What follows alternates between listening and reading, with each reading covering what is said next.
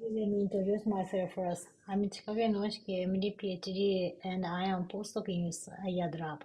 Today, I would like to talk about utilizing induced pluripotent stem cells to model varicose vein. To begin with, varicose veins are due to change in endothelium and smooth muscle cells and their impaired crosstalk that play an important role in venous constriction. However, availability of endothelial smooth muscle cells from patients is limited. In this study, we aim to identify unique molecular pathways and genes that regulate vascular development and examine the differences in target gene expression in endothelial and smooth muscle cells. We have obtained varicose vein tissue and blood samples from 50 varicose vein patients. We initiate characterizing isolated varicose vein to assess vascular dysfunction.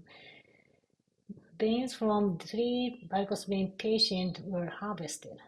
Initially, we obtained similar construction measurement of smooth muscle cell between varicose vein patient and control when stimulated with phenylephrine.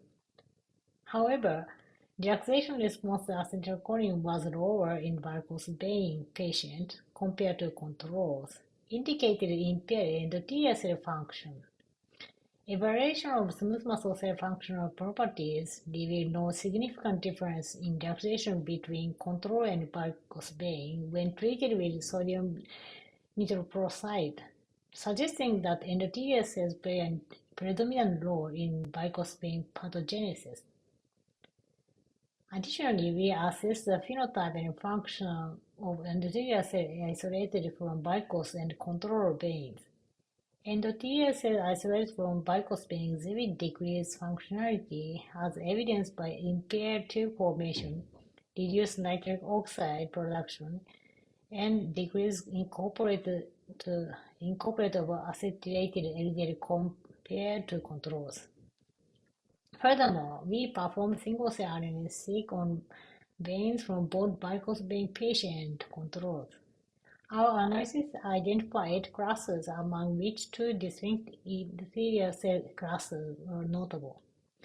One of 3 these clusters show elevated expression of endo-MT markers that label as dysregulated endothelial cells.